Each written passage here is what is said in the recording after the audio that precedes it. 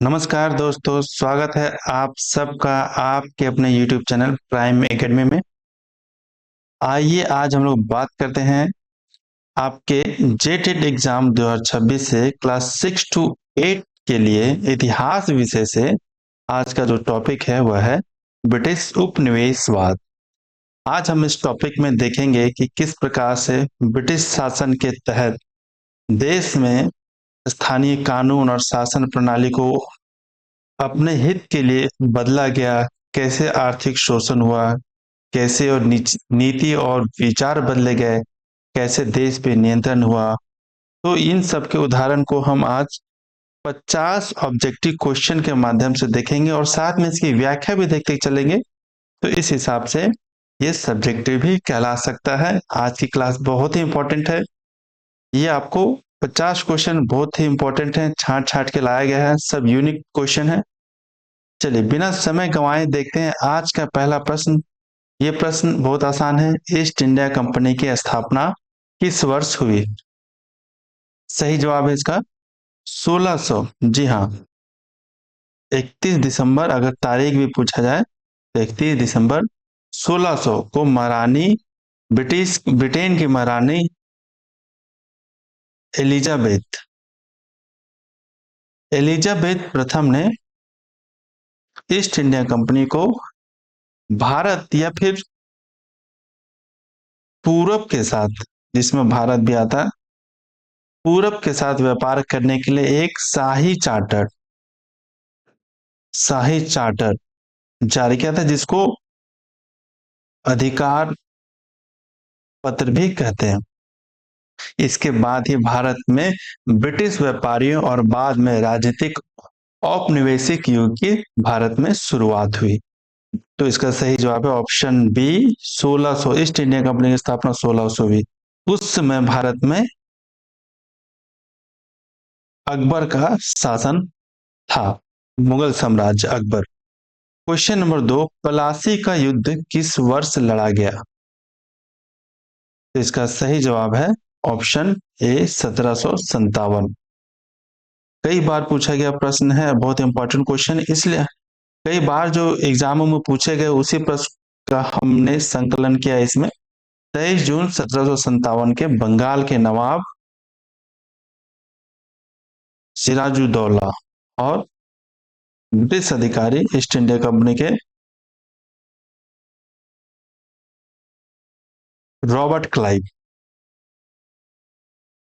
Robert Clive के बीच में प्लासी का युद्ध हुआ, परंतु सिराजुद्दौला के सेनापति मीर जाफर के विश्वासघात के कारण सिराजुद्दौला की हार हुई और अंग्रेजों की जीत हुई, और इसके बाद से ही भारत में ब्रिटिश औपनिवेशिक सत्ता की एक नींव पड़ी। क्वेश्चन नंबर 3 देखते हैं।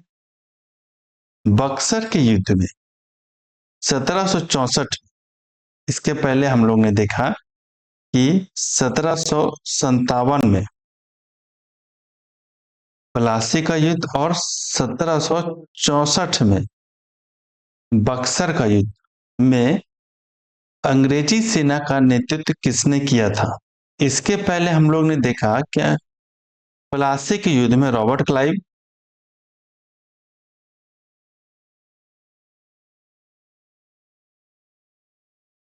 प्लासी के युद्ध में रॉबर्ट क्लाइव 1700 सॉरी प्लासी के युद्ध में रॉबर्ट क्लाइव और बक्सर के युद्ध में 1764 में किसने नेतृत्व किया? तो सही जवाब है हेक्टर मुनरो। हेक्टर मुनरो ने बक्सर के युद्ध में अंग्रेजी सेना का नेतृत्व किया। चलिए, और इसी युद्ध में बंगाल के जो नवाब थे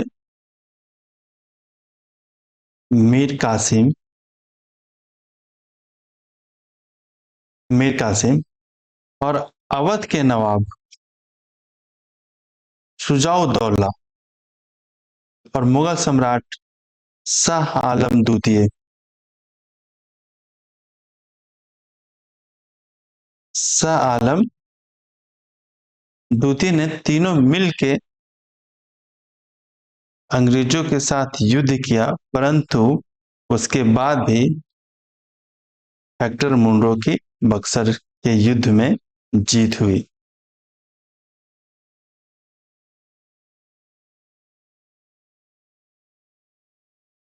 नेक्स्ट क्वेश्चन है क्वेश्चन नंबर 4। बंगाल में द्वैध शासन डुअल गवर्नमेंट किसने समाप्त किया? इसका सही जवाब है ऑप्शन सी, वॉरेन हेस्टिंग ने। वॉरेन हेस्टिंग ने 1772 में बंगाल में, इसके पहले रॉबर्ट क्लाइव द्वारा द्वैध शासन प्रणाली लागू की गई थी, उसको वॉरेन हेस्टिंग ने 1772 में द्वैध शासन प्रणाली समाप्त कर दिया। जब द्वैध शासन प्रणाली को रॉबर्ट क्लाइव ने लाया था, तो उसके बाद रॉबर्ट क्लाइव ने, जब रॉबर्ट क्लाइव का समय था, तो दीवानी को अपने पास रखा और निजामत को, यानी प्रशासन को राजा के पास रहने दिया। परंतु बाद में रॉबर्ट वॉरेन हेस्टिंग ने दोनों कुछ अपने पास रख लिया। क्वेश्चन नंबर 5 है कि भारत में स्थायी बंदोबस्ती किसने लागू किया? तो इसका सही जवाब है लॉर्ड कॉर्नवालिस ने 1793 में बंगाल, बिहार और उड़ीसा में स्थायी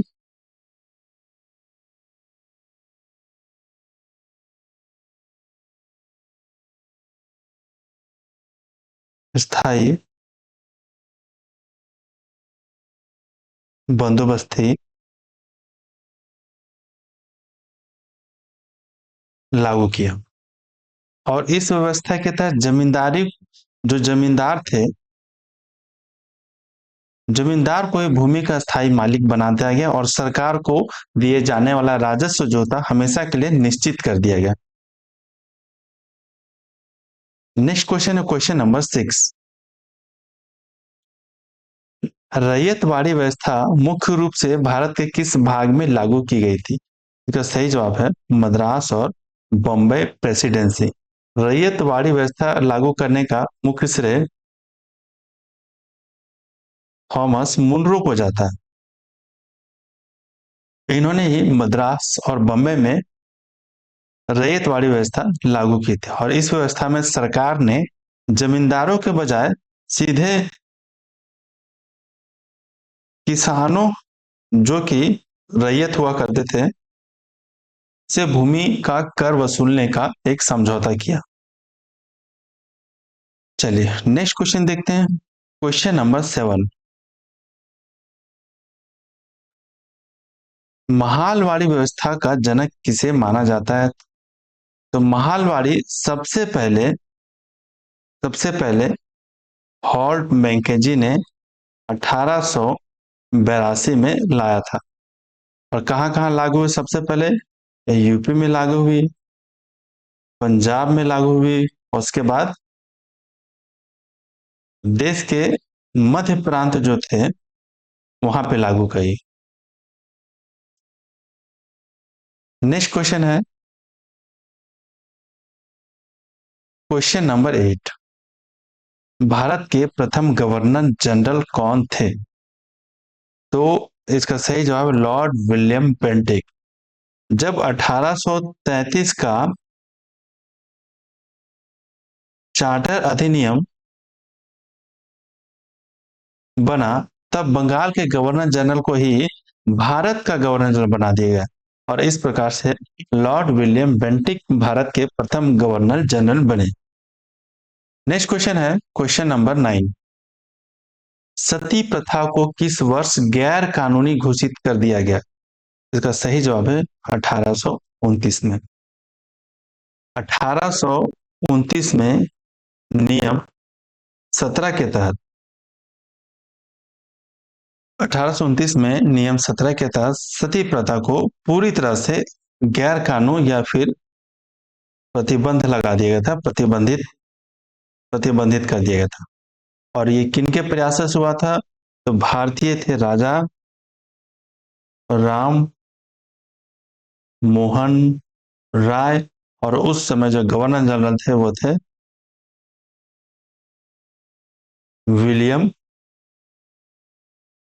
बेंटिक।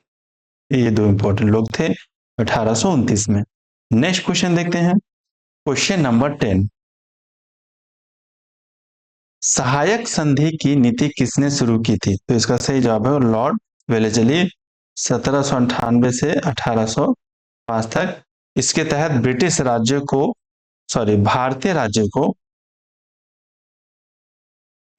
राज्यों या रियासतों को ब्रिटिश नियंत्रण में लाना था, और इसके लिए ही सहायक संधि प्रणाली का उपयोग किया गया। और इस संधि को स्वीकार करने वाला पहला भारतीय रियासत या शासक हैदराबाद था। हैदराबाद का निजाम था 1798 में। नेक्स्ट क्वेश्चन है क्वेश्चन नंबर 11। व्यपगत का सिद्धांत यानी डॉक्ट्रिन ऑफ लैप्स या हड़प नीति इसके द्वारा लागू की गई थी? सही जवाब है लॉर्ड डलहौजी द्वारा, 1848 से 17 से लेकर 1856 तक। इसके तहत हड़प नीति के यही था कि यदि कोई ऐसा रियासत या राज्य का शासक को कोई अपना उत्तराधिकारी या पुरुष उत्तराधिकारी नहीं है, तो उस राज्य को ब्रिटिश साम्राज्य में मिला लिया जाएगा अंग्रेजों द्वारा। नेक्स्ट क्वेश्चन है क्वेश्चन नंबर 12।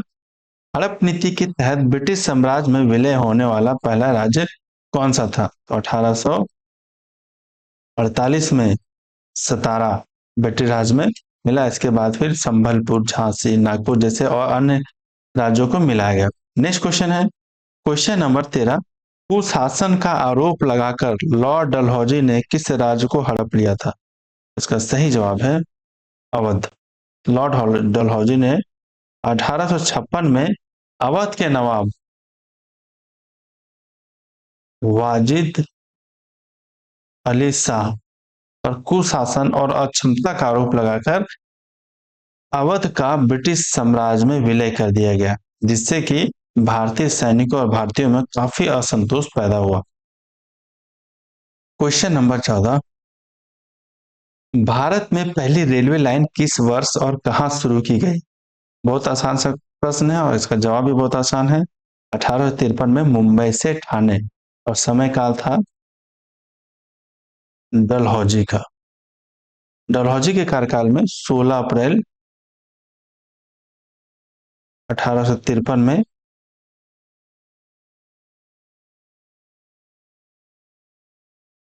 भारत की पहली यात्री ट्रेन मुंबई से ठाणे के बीच 34 किलोमीटर की दूरी पे चलाई गई। नेक्स्ट क्वेश्चन है क्वेश्चन नंबर 15। वुड का डिस्पैच यानी वुड डिस्पैच 1854 क्या था? यह था शिक्षा सुधार से संबंधित। किससे संबंधित था? शिक्षा सुधार से संबंधित। इसको अंग्रेजी शिक्षा का अंग्रेजी शिक्षा का मैग्ना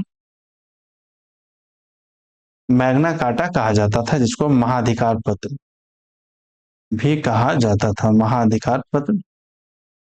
इसमें भारतीयों को अंग्रेजी माध्यम से शिक्षा देने और विश्वविद्यालयों की स्थापना करने की सिफारिश की गई थी। Question number 16। 1857 के विद्रोह के समय भारत का गवर्नर जनरल कौन था?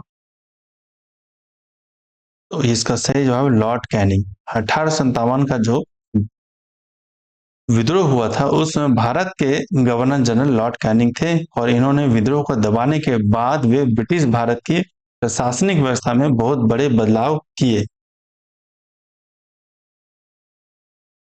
Question number 17। 1857 के विद्रोह के बाद भारत का ईस्ट इंडिया कंपनी से ब्रिटिश क्राउन को किस अधिनियम के द्वारा हस्तांतरित किया गया? इसका जो सही जवाब है वह है भारत सरकार अधिनियम 1858। इसके तहत ही भारत में ईस्ट इंडिया कंपनी का शासन को पूरी तरह से समाप्त कर दिया गया, और यह शासन भारत शासन की सीधे जिम्मेदारी ब्रिटिश क्राउन यानी ब्रिटिश महारानी को सौंप दी गई?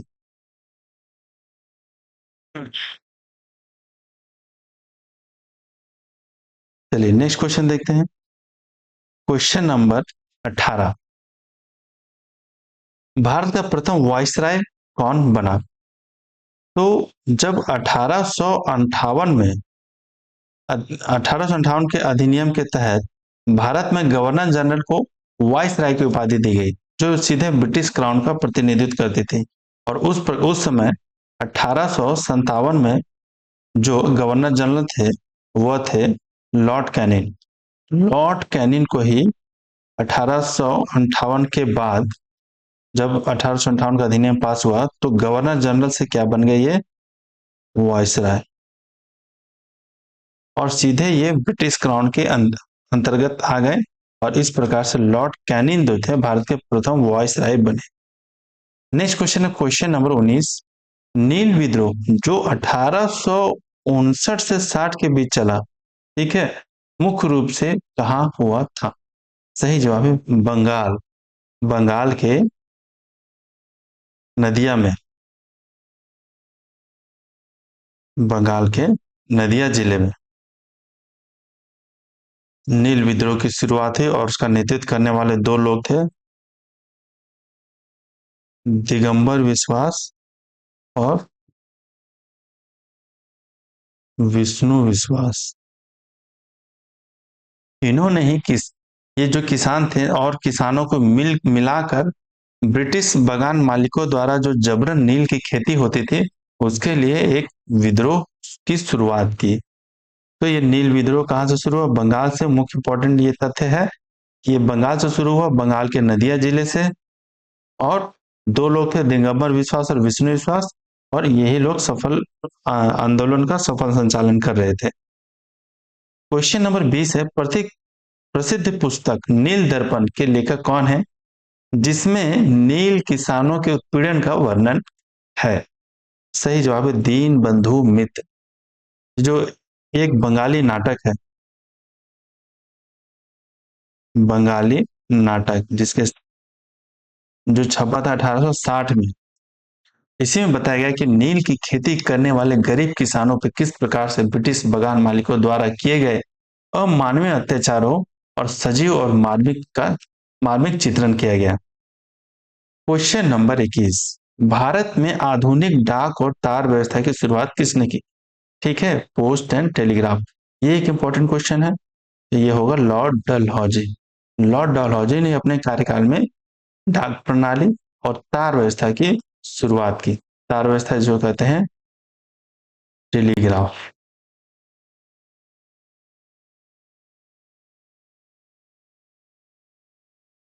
और ये ब्रिटिश प्रशासनिक के फायदे के लिए थी, ना कि भारतीयों के फायदे के लिए।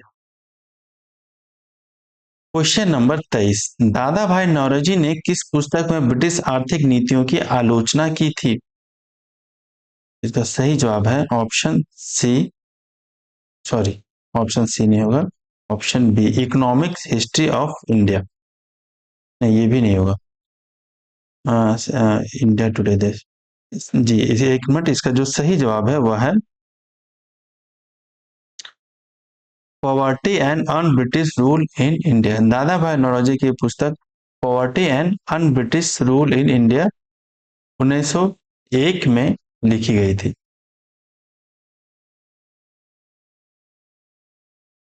एक मिनट, पीछे का क्वेश्चन थोड़ा देख लिया जाए। एक क्वेश्चन निकल गया लगता है गलती से।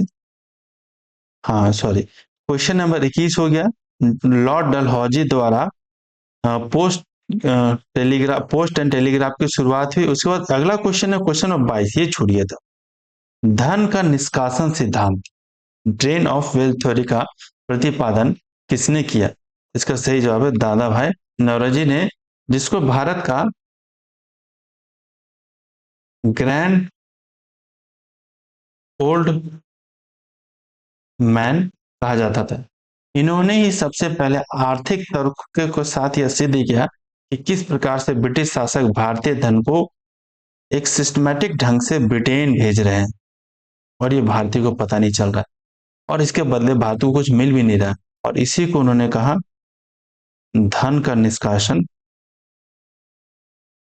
धन का निष्कासन सिद्धांत। किसने कहा था? दादा भाई नौरोजी ने। चलिए, और ये देखना है कि किस पुस्तक के द्वारा की गई थी। यह था दादा भाई नौरोजी ने किस पुस्तक में ब्रिटिश आर्थिक नीतियों की आलोचना की थी? तो वह था poverty and on British rule in India 1901। और किस प्रकार से बताया इस पुस्तक के माध्यम से कि भारत में गरीबी का मुख्य कारण धन का निष्कासन है। नेक्स्ट क्वेश्चन है क्वेश्चन नंबर 24।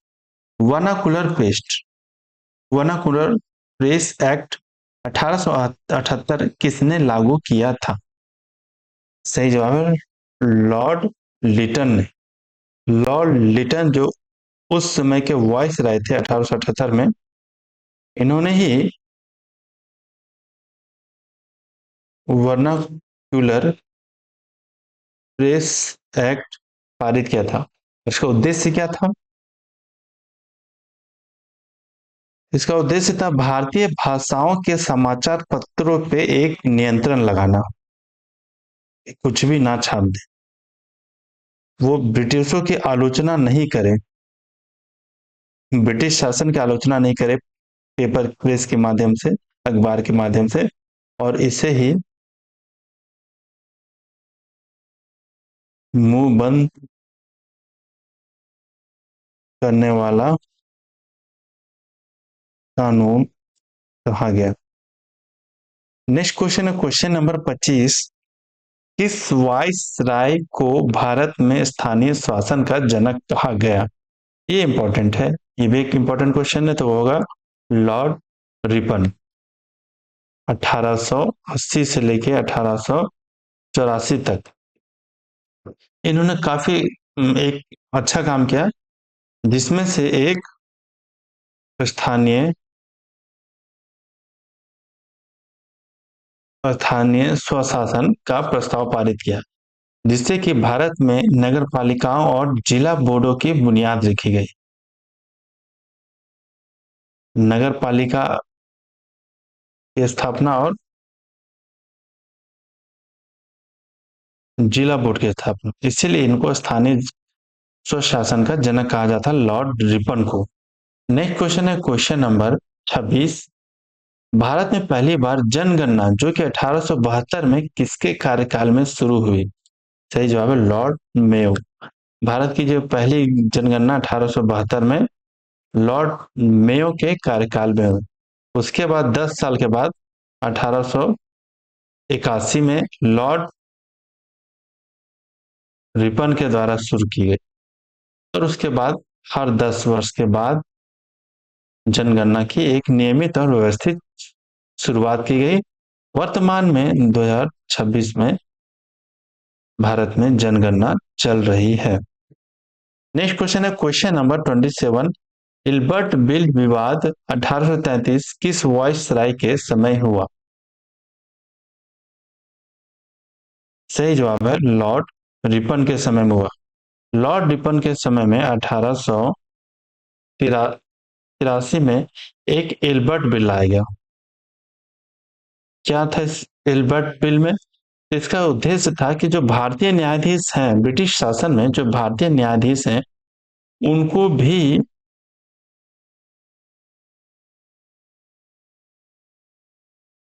यूरोपीय अपराधी हैं अगर कोई, जो अंग्रेज अपराधी हैं, यूरोपीय अपराधियों के ऊपर भी मुकदमा की सुनवाई या उनको सजा देने का अधिकार देना। ये बहुत अच्छा काम किए थे लॉर्ड रिपन। लेकिन क्या था, भारत में जो रहने वाले अंग्रेज थे, उन्होंने इसका काफी विरोध किया कि अगर हमसे गलती होती है, हम हमारे दंड की सजा केवल हमारे लोग ही देंगे, यानी ब्रिटिश ही देंगे, कोई भारतीय को देने का अधिकार नहीं है।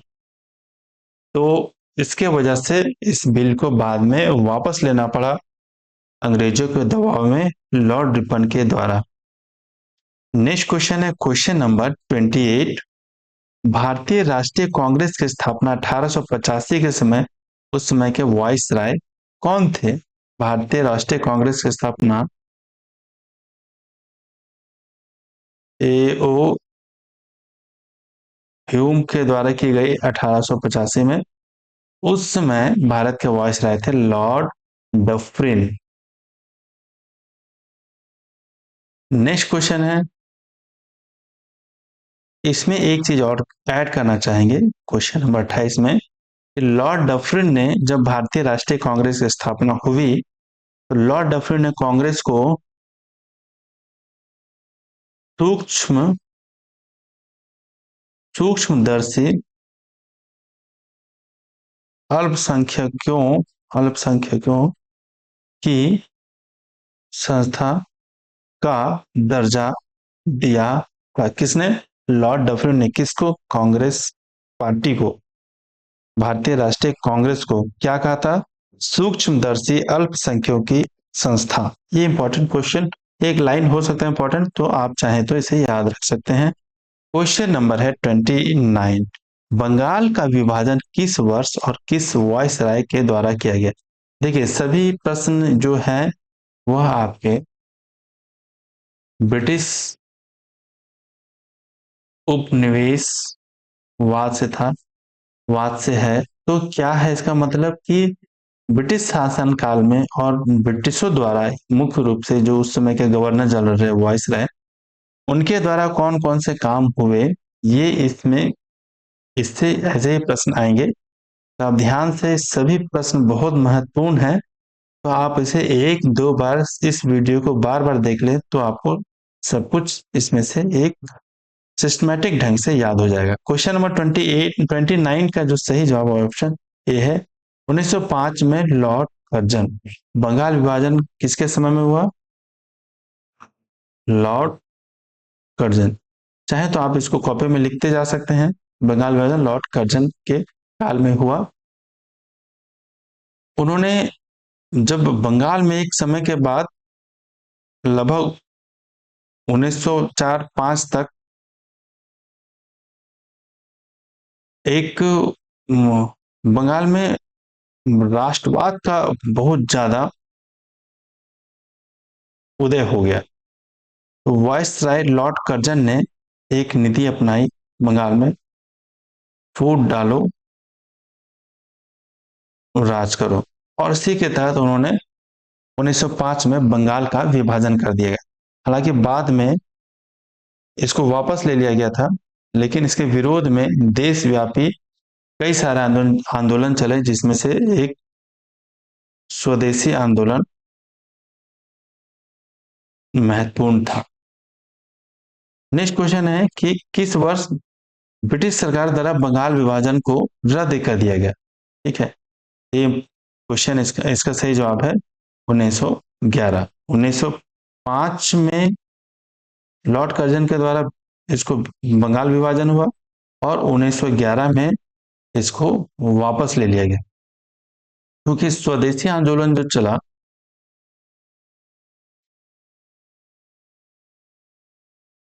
और उसके उसके एवज में इतना विरोध हुआ, तो ब्रिटिश सरकार ने मतलब बैकफुट पे आ गई। उसके बाद एक दिल्ली में मीटिंग हुई लोग ब्रिटिशों की, और उस समय सम्राट थे जो जॉर्ज पंचम, वो भी इस मीटिंग में आए थे, और उन्होंने आदेश दिया कि इस तरह से अगर विरोध चलता रहा तो अंग्रेजों को, ब्रिटिशों को काफी समस्या होगी, और उनके आदेश पर, जॉर्ज पंचम के आदेश पे बंगाल के विभाजन को रद्द करने की घोषणा हुई। नेक्स्ट क्वेश्चन है क्वेश्चन नंबर 31, मुसलमानों के लिए पृथक निर्वाचक मंडल की व्यवस्था इस अधिनियम के द्वारा की गई? सही जवाब है मार्ले मिंटो सुधार 1909 में, क्योंकि इसी के तहत पहली बार भारत में सांप्रदायिक प्रतिनिधित्व प्रणाली की शुरुआत हुई। ये भी क्वेश्चन पूछता है कि, पूछा जा सकता है कि सांप्रदायिक प्रतिनिधित्व प्रणाली की शुरुआत किस अधिनियम के तहत हुई? तो मार्ले मिंटो सुधार 1909 के तहत हुई। इसके इसके तहत क्या हुआ कि मुसलमानों के लिए एक अलग से निर्वाचन क्षेत्र की स्थापना हुई या व्यवस्था हुई? निर्वाचन, अलग से निर्वाचन क्षेत्र की व्यवस्था हुई। नेक्स्ट क्वेश्चन है क्वेश्चन नंबर 32 वर्ष 1911 में भारत की राजधानी कोलकाता से कहाँ स्थानांतरित करने की घोषणा हुई? तो 1911 में घोषणा हुई कोलकाता से दिल्ली, और हुई कब? 1912 में। आधिकारिक तौर पर 1912 में, घोषणा 1911 में, और दिल्ली इसकी राजधानी हो गई। क्वेश्चन नंबर 33 महात्मा गांधी ने भारत में अपना पहला सत्याग्रह 1917 में कहां से शुरू किया था? तो ये चंपारण से शुरू किया था। जब दक्षिण अफ्रीका से जब महात्मा गांधी वापस लौटे, तो एक व्यक्ति, राजकुमार शुक्ल, इनका भी बहुत नाम आता है, उनके बार बार आग्रह और निमंत्रण पे गांधी जी ने 1917 में बिहार के चंपारण, चंपारण कहाँ है? बिहार के चंपारण में अपना पहला एक सत्याग्रह शुरू किया, और वह सत्याग्रह काफी सफल हुआ, चंपारण आंदोलन। चंपारण सत्याग्रह किस ब्रिटिश नीति के खिलाफ था? स्वाभाविक है, अभी बात हुआ था, नील की खेती के खिलाफ था, जिसको 3 कठिया प्रथा भी कहता थे, 3/20।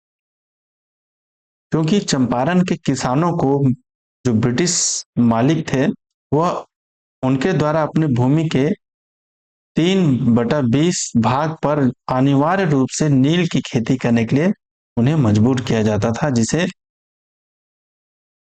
तीन 3 कठिया प्रथा भी कहते थे। और गांधी जी ने इसी शोषणकारी शोषणकारी व्यवस्था के खिलाफ आंदोलन किया। नेक्स्ट क्वेश्चन है क्वेश्चन नंबर 35 ब्लैक एक्ट के नाम से जाने वाले किस अधिनियम के विरोध में जालियांवाला बाग में सभा बुलाई गई थी? इसका सही जवाब है 1919 का रॉलेट एक्ट। 1919 में जो रॉलेट एक्ट हुआ था, उसके तहत क्या हुआ था कि ब्रिटिश सरकार ने किसी भी व्यक्ति को बिना मुकदमा चलाए जेल में बंद कर सकती थी, ऐसा नियम लागू कर दिया था, जिसको कहा गया था बिना वकील, बिना अपील, बिना दलील, इसको यह कानून कहा गया था भारतीयों के द्वारा। और इसी के विरोध में 2 लोगों की गिरफ्तारी हो गई थी, सैफुद्दीन किचलू और doctor Satyapal.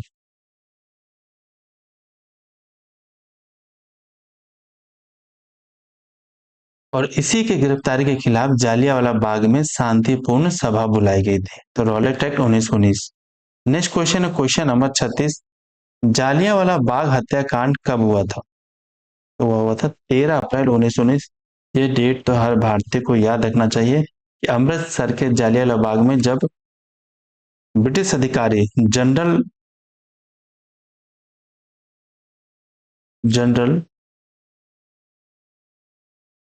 Resin resin Dyer ने जो शांति से जो सभा चल रही थी, उनके ऊपर ये अंधाधुंध गोलियां चलवाएं, जिसमें सैकड़ों लोग मारे गए। तो ये इसका सही जवाब है 13 अप्रैल 1919। नेक्स्ट क्वेश्चन है क्वेश्चन नंबर 37 जालियांवाला बाग हत्याकांड की जांच के लिए ब्रिटिश सरकार ने किस आयोग का गठन किया था? इसका सही जवाब है हंटर आयोग। जब जालियांवाला बाग हत्याकांड की सब तरफ पूरे विश्व में जब निंदा होने लगी, तो ब्रिटिश सरकार ने इसकी जांच के लिए एक अधिकारी विलियम हंटर को अध्यक्ष बनाया और जांच करने के लिए, जिस इसीलिए इसका नाम हंटर कमीशन का रखा गया, का गठन किया गया। बाद में जनरल डायर ने माफी मांगते हुए कहा कि हमसे गलती हो गया, और उसे इस महान, मतलब इस, मतलब क्या कर सकते हैं कि इतना बड़ा जो उन्होंने कांड किया उसको एक मानवीय भूल मानकर छोड़ दिया गया। क्वेश्चन नंबर 38, प्रांतों में दैत शासन किस अधिनियम द्वारा लागू किया गया था? तो प्रांतों में दैत शासन भारत सरकार अधिनियम 1919 के तहत लाया गया था, जिसको Montagu Montagu Chelmsford Montagu Chelmsford के द्वारा प्रांतीय स्तर पर द्वैत शासन प्रणाली लागू की गई, जिसके तहत प्रांतीय विषयों को आरक्षित और हस्तांतरित दो भागों में विभाजित किया गया। नेक्स्ट क्वेश्चन है question number 39, Simon commission Bharat किस वर्ष आया? Simon commission go back, Simon commission, Simon go back,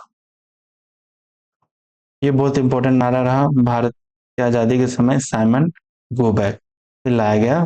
Simon commission किस वर्ष भारत लाया गया? 1928 में।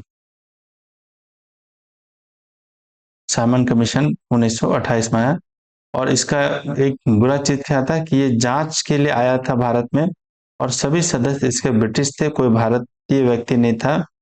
इसलिए पूरे भारत में साइमन गो बैक के नारे के साथ इसका काफी विरोध हुआ। तो साइमन कमीशन 1928 में आया था। अगला क्वेश्चन है क्वेश्चन नंबर 40, सविनय अवज्ञा आंदोलन की शुरुआत गांधी जी ने किस यात्रा से की थी? सही जवाब है दांडी मार्च, 12 मार्च 1930 को साबरमती आश्रम से अपने 78 सहयोगी के साथ दांडी मार्च शुरू की, और 6 अप्रैल 1930 को दांडी पहुंचकर उन्होंने नमक कानून तोड़ा, और यहीं से सविनय अवज्ञा आंदोलन की शुरुआत हुई। नेक्स्ट क्वेश्चन,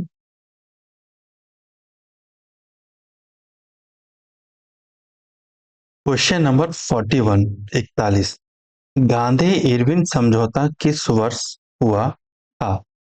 सही जवाब है 1931 में। महात्मा गांधी और इरविन के बीच एक समझौता हुआ जिसे गांधी इरविन समझौता कहा जाता है, और इसी के तहत गांधी जी ने सविनय अवज्ञा आंदोलन को रोक दिया, और द्वितीय गोलमेज सम्मेलन में भाग लेने के लिए सहमत हुए। नेक्स्ट क्वेश्चन है क्वेश्चन नंबर 42, 42, कि केंद्र में द्वैध शासन और प्रांतीय स्वायत्तता किस अधिनियम की मुख्य विशेषता थी? सही जवाब भारत सरकार अधिनियम 1935 में। केंद्र में द्वैध शासन प्रणाली लागू और प्रांतीय स्वायत्तता पूर्णतः भारतीयों को मिल गई। यह अधिनियम भारत सरकार अधिनियम 1935 में लागू की गई, और इसी के तहत एक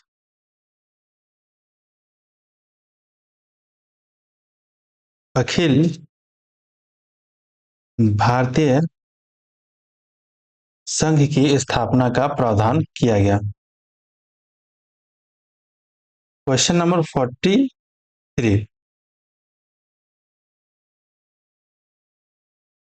क्रिप्स मिशन को किसने एक डूबते हुए बैंक का उत्तर दिनांकित चेक यानी पोस्ट डेटेड चेक कहा था? तो इसका जो सही जवाब है वह है महात्मा गांधी। क्या था, इसको थोड़ा विस्तार से देखते हैं। मार्च 1942 में जब सर स्टैफर्ड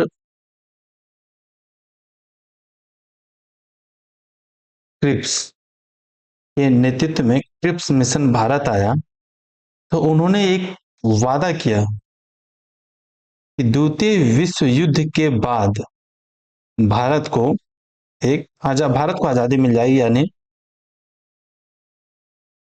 डोमिनियन स्टेट देने की बात कही, यानी भारत को पूर्णतः स्वतंत्रता मिल जाएगी। बस केवल एक राष्ट्रपति या गवर्नर के तौर पर एक ब्रिटिश अधिकारी देगा, जिसे परंतु एक शर्त था कि द्वितीय विश्व युद्ध में भारत को ब्रिटिश यानी अंग्रेजों का साथ देना हो। और गांधी जी जान गए थे कि यहाँ पे अंग्रेजी शासन की व्यवस्था और अंग्रेजी सैनिक और अंग्रेजी प्रशासन पूरी तरह से बैकफुट पे आ गई। इसीलिए गांधी जी ने अपूर्ण मानते हुए, इस पूरे सिस्टम को अपूर्ण मानते हुए ने कहा था कि एक डूबते हुए बैंक का उत्तर है कि दिनांक पोस्ट डेट है कि हम आपको भविष्य, एक बैंक डूब रहा है और वो बैंक यह कहे कि हम आने वाले 1 साल 6 महीने के बाद का आपको 10 लाख का 25 लाख या 1 करोड़, एक उदाहरण के तौर पे मैं आपको इतने का चेक देता हूँ। जो बैंक डूब रहा है वो भविष्य के लिए चेक कैसे दे सकता है? इसीलिए कहा गया है कि उत्तर दिनांकित चेक। ठीक है, यानी एक ऐसा वादा जो भविष्य की तारीख के लिए था, और जब संकट है उस समय नहीं मदद मिल रही है और भविष्य की बात हो रही है। और डूबता हुआ बैंक, क्योंकि डूबता हुआ बैंक कौन था? तो डूबता हुआ पूरा ये गांधी जी की नजर में द्वितीय विश्व युद्ध के समय ब्रिटिश साम्राज्य की स्थिति बहुत कमजोर हो रही थी, और वो इस चीज को पहले से भाप लिए थे। और उन्हें यह भरोसा नहीं था कि ब्रिटेन भविष्य में अपना यह वादा पूरा कर सकेगा, यह वादा करने की स्थिति में रहेगा या नहीं रहेगा कि वो भारत को आजाद करेगा। नेक्स्ट क्वेश्चन है क्वेश्चन नंबर 44। भारत छोड़ आंदोलन, भारत छोड़ आंदोलन कब शुरू हुआ? तो जब क्रिप्स मिशन विफल हो गया, तो महात्मा गांधी ने मुंबई के ग्वालियर टैंक मैदान, ग्वालियर टैंक मैदान से 8 अगस्त 1942 को एक बहुत बड़ा नारा दिया, भारत छोड़ो आंदोलन के नाम से जाना गया, और यहीं से इसकी शुरुआत हुई। और यहीं से कहीं ना कहीं गांधी जी का महत्व काफी बढ़ गया, और इस प्रकार से जो ब्रिटिश औपनिवेशिक शासन था उसके एकदम जड़ें हिल गई। नेक्स्ट क्वेश्चन है क्वेश्चन नंबर 45। भारत छोड़ो आंदोलन के दौरान गांधी जी ने कौन सा प्रसिद्ध नारा दिया था? यह था आपका करो या मरो, करो या मरो। क्योंकि इसके पहले, देखिए इसके पहले भारत छोड़ो आंदोलन के तहत एक इसमें लिखना चाहिए था करो या मरो, क्योंकि हर हाल में अंग्रेजों को अब यहाँ से भारत से भगाना है। तो भारत छोड़ो आंदोलन के दौरान गांधी जी ने क्या कहा था? करो या मरो। इंग्लिश में कहना डू और डाई। या तो इसका मतलब याद है, या तो हम भारत को आजाद करेंगे, या तो इस आजाद करने के प्रयास में हम अपनी जान दे देंगे। नेक्स्ट क्वेश्चन है क्वेश्चन नंबर 46। 1946 में भारत आए कैबिनेट मिशन के अध्यक्ष कौन थे? देखिए पहले क्रिप्स मिशन आया, विफल हो गया। उसके बाद कौन आया? Cabinet mission. इसके अध्यक्ष कौन थे? तो ये अध्यक्ष थे इसके सर पैथिक लॉरेंस। 1946 में ब्रिटेन के जो प्रधानमंत्री थे, एटली, ब्रिटेन के प्रधानमंत्री थे ये, एटली। इन्होंने 3 सदस्यीय एक कैबिनेट मिशन भेजा भारत। भारत आया और इसके अध्यक्ष कौन थे? Sir Pethick Lawrence. इसके अलावा दो लोग और थे, वो थे स्टेवर्ट क्रिप्स और एवी अलेक्जेंडर। और इसी मिशन योजना के तहत भारत में भारतीय संविधान सभा का गठन हुआ। ठीक है, 3 लोग थे, sir Pethick Lawrence, Stafford Cripps और एवी अलेक्जेंडर। इनके जो अध्यक्ष थे वह थे sir Pethick Lawrence. Next question है क्वेश्चन नंबर 47।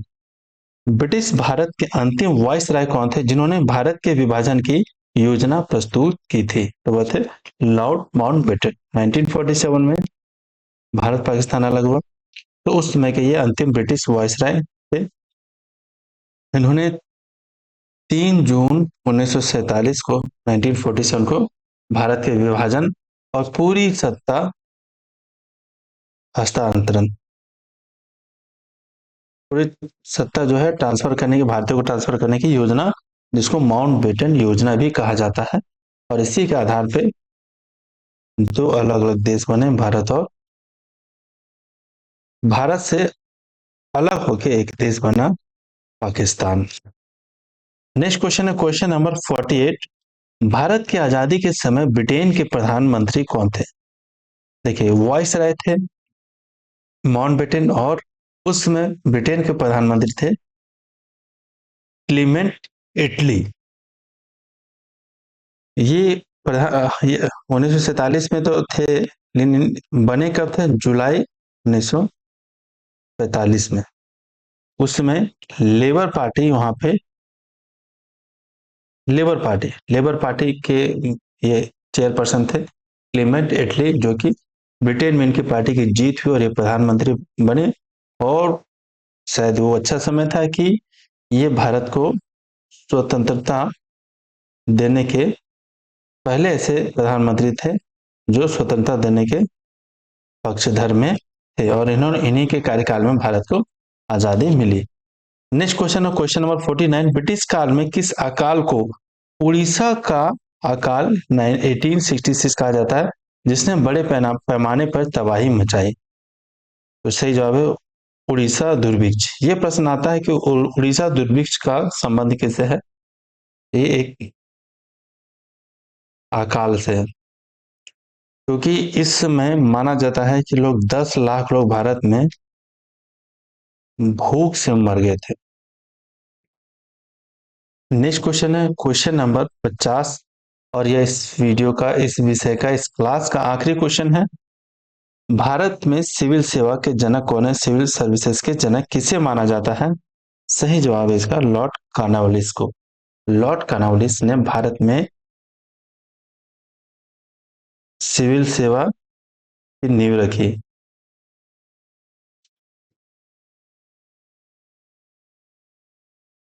इस वीडियो में इतना ही। आज हम लोग ने ब्रिटिश उपनिवेशवाद उपनिवेशवाद को देखा। इससे कुछ कुल 50 प्रश्न देखा, और आई थिंक आपने अगर देखा होगा तो सभी प्रश्न बहुत ही इंपॉर्टेंट थे। अगर आपको ये वीडियो पसंद आया हो, क्लास पसंद आया हो, इसके प्रश्न पसंद आया हो, तो इसे लाइक करें। ये आपके जे टेट एग्जाम के लिए बहुत ही इंपॉर्टेंट है। हो सके तो इस चैनल को सब्सक्राइब करें। कमेंट तो अवश्य करें कि आपको अच्छा लगा, क्या अच्छा नहीं लगा, और अपने दोस्तों के साथ करें, शेयर करें वैसे दोस्तों के साथ जो अभी तक जेटेट की तैयारी की शुरुआत भी नहीं किए हैं, कि जब एडमिट कार्ड आएगा तब जेटेट पढ़ा जाएगा। तो इस वीडियो से एक प्रश्न तो निश्चित है, आप हमारे प्लेलिस्ट में जाकर देख सकते हैं। जेटेट हिस्ट्री,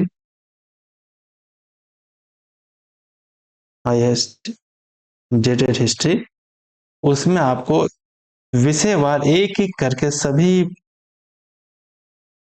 विषय पे 50 प्रश्न आपको मिल जाएंगे।